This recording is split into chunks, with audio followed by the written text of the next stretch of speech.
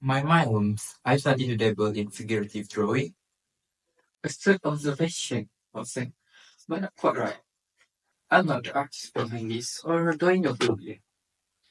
This drawing may tell a different kind of story, or maybe it's simply a childish drawing of the dancing man. Well, at a glance, it does seem the latter. What did you thought at first?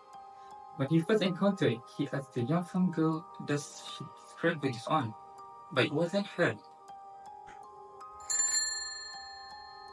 Speaking of the devil, so, any thoughts, Holmes? Staring at this dancing man for an hour surely makes me want to dance. This promises to be an interesting and unusual case. Have a seat, Mr. Cubic. Oh, Mr. Cubic, you're giving me particular in your letter. But I think it would be a great benefit if you could tell the story to my dear Watson here. Well, I'm not much of a storyteller, but Sean began at the time of my marriage. Last year I came up to London for the Jubilee, and I stopped at the Buckingham House in Russell Square, where I met a young American lady there.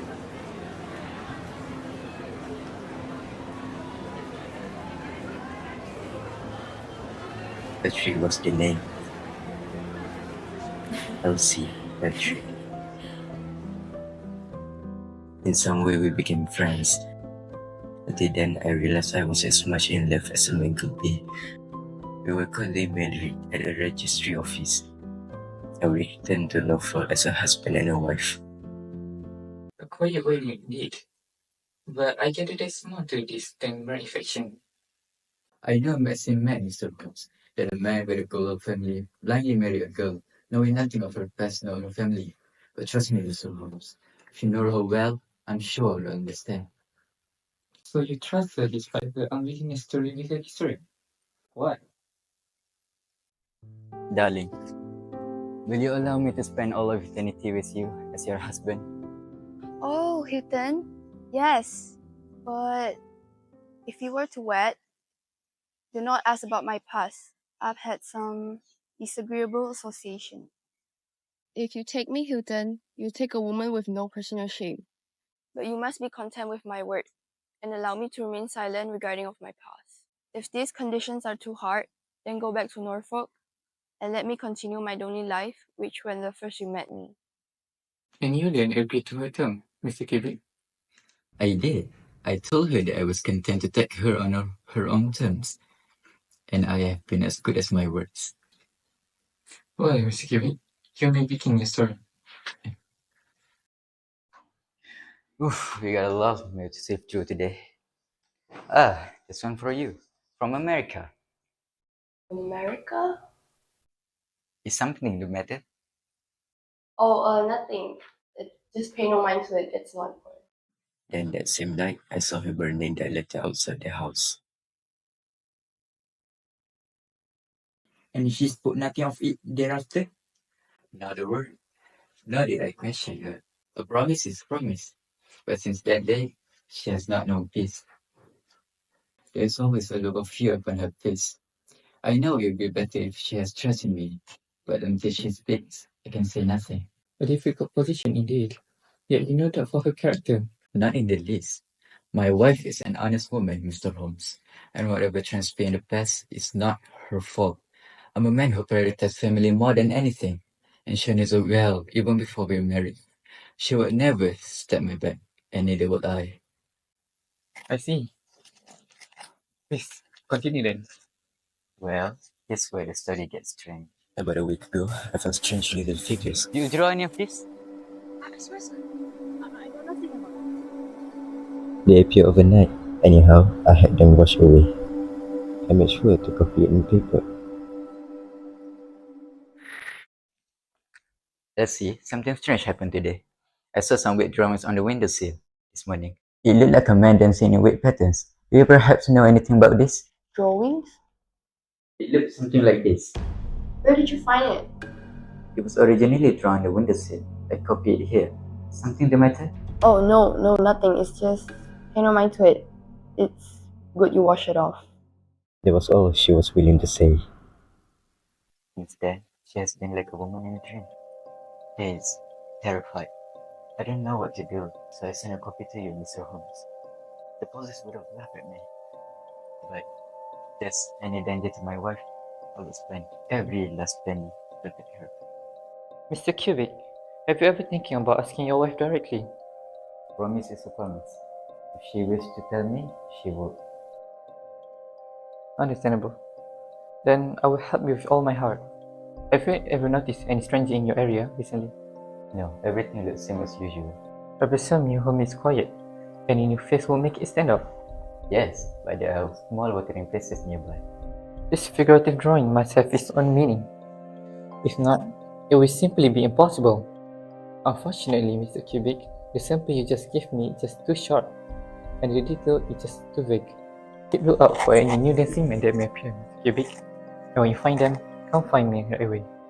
This is the best advice I can give you right now. Thank you, Mr. Holmes. If anything urgent arises, will you come to Norfolk? Certainly, I'll be there if there are any new development emerge.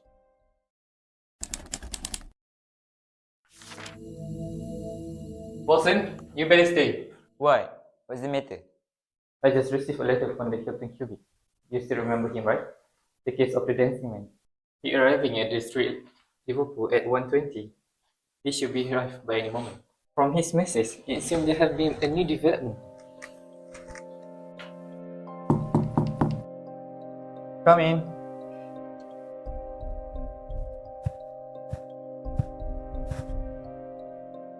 What happened to you, Mr. Cubic? You look like you've been through some sort of ordeal. Have you been mad, Mr. Holmes? It's bad enough to feel unseen people are after you, but watching it slowly destroy my wife is unbearable. She's fading away, right in front of me. Has she said anything yet? No, Mr. Holmes, she hasn't. But there were times when she wanted to say something but just couldn't. I tried to help, but I think I only made it worse. She's mentioned my family, our reputation, and our pride in staying honorable. I always feel like she was trying to tell me something, but the conversation always changed before she could. So you must mean you have done something for yourself, is it? Yes, Mr. Holmes. Have a seat then. These were drawn on the same window sill. I gave you an order.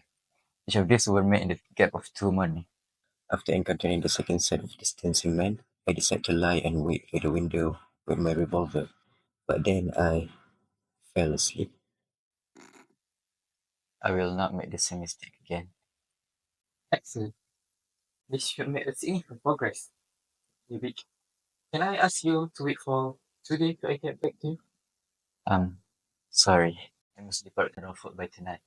I can't bear to be in London away from my wife for too long, especially with how anxious she's becoming. She's already sending me letters begging me to come back. It's almost time. I must catch the next train. Alright then. I will wire you when I have the answer.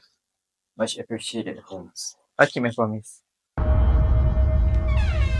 Holmes, you're still at your desk? The hour is well past the midnight. Watson, mysterious wait for no man.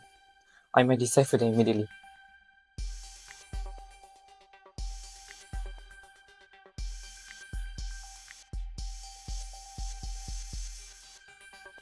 Your desk is battlefield of paper and ink. Have you uncovered anything of value? Only time will tell. Holmes, this constant vigilance will wear you thin. You need rest. Life is luxury, Watson. A life may hang in the balance. I can't afford it. Wait, do you hear that? Holmes? Thank you. The threat is imminent, Watson. Get your thing. We leave Norfolk at once. Holmes, the last train there has already gone. That's it. We take the first one in the morning. No time to waste.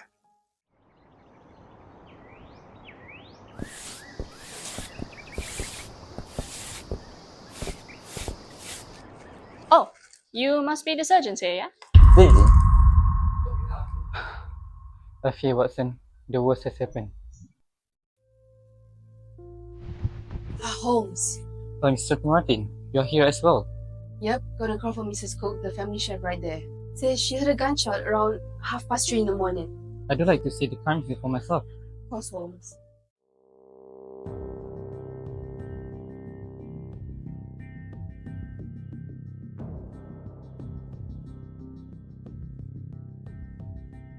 The blood right is Elsie's.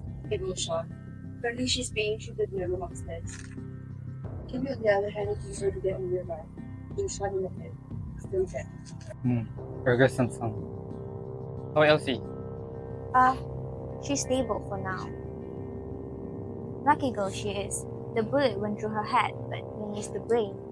It's a miracle, but she needs time to recover. I see. Thank you, Doc. And you mentioned there was 2 witnesses here, right? Yes, so 2 of them. Bring name. These ladies here were the first witnesses. Would you be so kind to retell the story again? Well, Mrs. Cook and I were in our room that morning. At 3:30, we heard a gunshot. Heavens, what was that? Should we check it out? Followed by a second. When we went out, we noticed the smell of smoke. Bloody hell. The room was filled with smoke. The window was shut, and our 2 masters were. Mr. Cubic! I'll call the inspector! And the sergeant too! It really is unexpected. They were a really united couple as far as I could with them. They rarely had any quarrels. If any arise, they resolved it swift and peacefully. Violence was never the answer. It seems they're all you know up to this point. Thank you, lady. You may go. With pleasure. Currently, our main suspects are the couples themselves. We believe this to be a murder-suicide case. Elsie's the more likely culprit, a failed suicide attempt. The gun on the floor there had 2 bullets shot, one to him, another to her. But the lady did say that they were a happy couple. I can't imagine why Mrs. Kubrick would go this far. Well, you're only on assumption there was only 2 shots. Well, according to the lady's testimonies, 2 were apparent. Then why there was a 3rd one here? Oh my, I did not notice that. Then this proving that there was a 3rd party involved. It's not a normal suicide murder case. But Mr. Holmes, how are you sure that's a bullet hole, and not a hole caused by anything else? Remember the lady's testimony? She smelled smoke from the up there. When she left the room, if someone inside were to shoot outside, and this, there will be through the window frame. Therefore,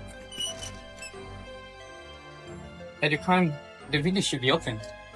But the lady said that the windows were closed. Because Elsie just shut it. Now, what is this? 2050 pounds note. This is an important evidence. Now, let's find the 3rd bullet.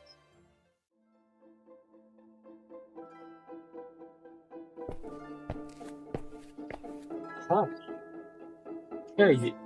The 3rd bullet. I think Inspector Martin. Okay, it's very soft. Brilliant! But the next question is, who is this other person and how did he get away? Oh, that will be revealed. But first, Hunger. Oh. Do you perhaps know any farm called Regis? Rings a bell. There's just one over yonder over there. For the lonely one across me. Perfect. Then, can you send this letter to Epsenia? Don't tell who we from. Alright then. Well then, ladies and gentlemen, before we wait for our guests, let me show you my work. Did you figure it out, Holmes? Indeed, I have. Through a frequency analysis. Oh, big words. Go explain. Long story short, the symbol, the way it's written, the way it's positioned, and the frequency of each symbol is depend of each other, definitely corresponding to the English alphabet. It is a code. The code for communication? Precisely. I already have my suspicions since the beginning, but one line wasn't enough to describe what each symbol means. But once I have a piece of the puzzle, I immediately go to work. Firstly, I encountered the number of each of the symbols. E is the most common letter in the English alphabet. With that hypothesis, this appeared the most. We are both confident. I know this symbol is for the letter E. I know it now. So next, there was a man holding a flag. Now, considering the space distribution between this flag and the spacing between the symbol, I conclude these are the marks signaling to the end of the word, especially the last letter of the word. I see.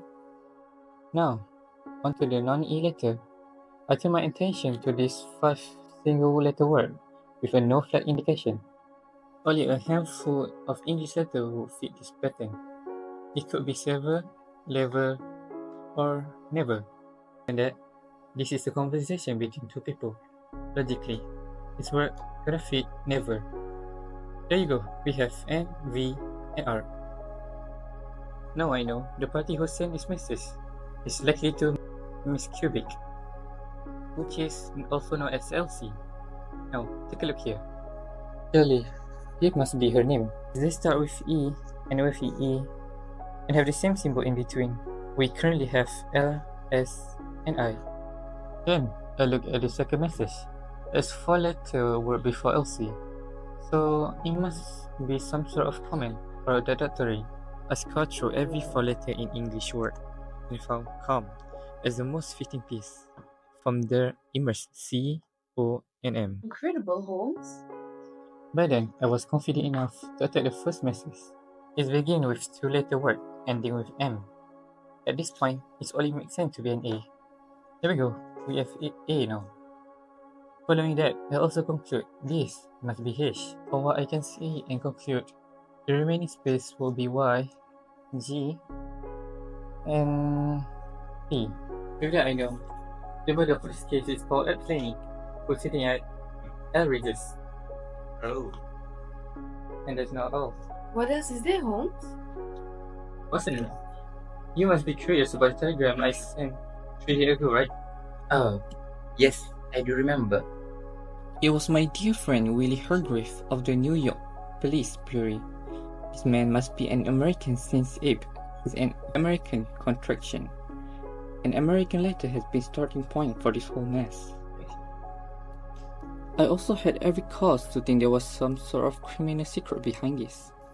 The lady elevation to her past and her refusal to allow her husband to confine into it.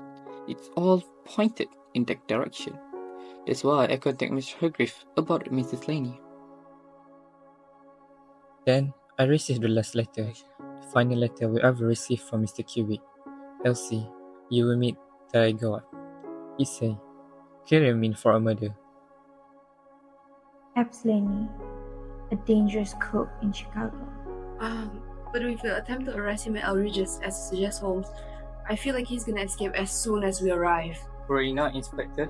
You don't need to walk an inch. The man himself gonna come here by himself.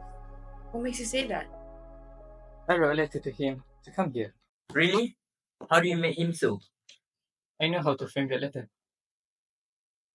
Oh, there he is. I think, ladies and gentlemen, we should prepare ourselves. He is a dangerous man. Do not let it cut down.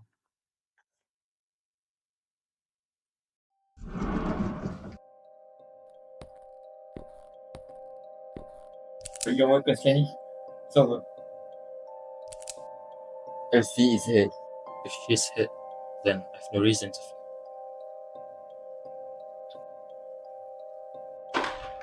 Then, who wrote me this letter? I did. How? How did you know about the secret of the dancing man? No one outside our gang knew about it. But what meant to invent another can discover? Must be it. Show you your true intention with Mr. Cubic. She was supposed to be mine. I was her fiancé once, back in Chicago. Then she ran away. She's the daughter of the gang boss. She knew we were running away, man. And yet she did. Only when she got engaged to that Englishman did I finally track her down. I sent her letters, needed for instance, but she never replied, so I used the language that I knew she would understand. Now tell us, Lenny, what happened that night? I didn't go there to hit anyone. I just needed to see Alice. So you were outside the window? Yeah, she finally came, told me that she'd give me money if I left. And did you agree? No, I couldn't believe she was trying to wipe me off. I grabbed her arm just to stop her from walking away. Next thing I know, Cupid, he had a gun.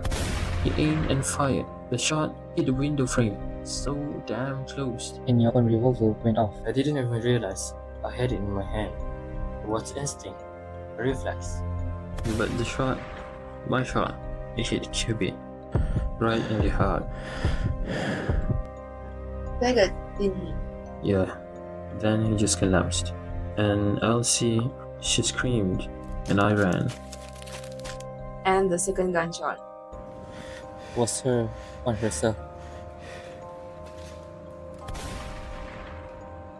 Never meant for this to happen. I loved her.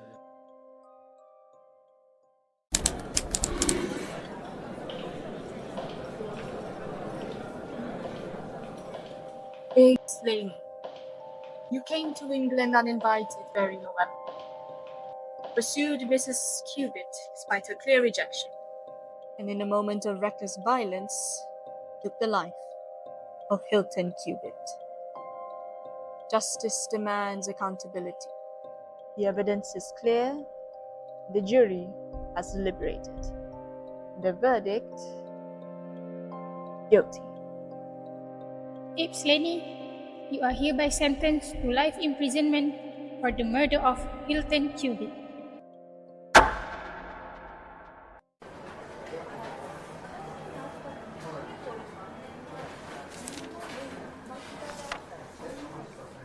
Elsie, what are those little men? A secret language. And not all secrets are meant to be hidden. Tragic tale from start to finish, and yet justice was served. Fascinating, is it, Watson? We use a cruel mean for evil, turn into a tool for good. I never thought to ask, but what did you write in the letter to Selene, by the way? See if you can read this, Watson. If you can read it in how I explained, then it will simply refer to as come here at once. I imagine it was an invitation he can give very refuse, because he could not think anyone else but Elsie who write it. Amazing as always, Holmes. Another case was solved, but at what cost?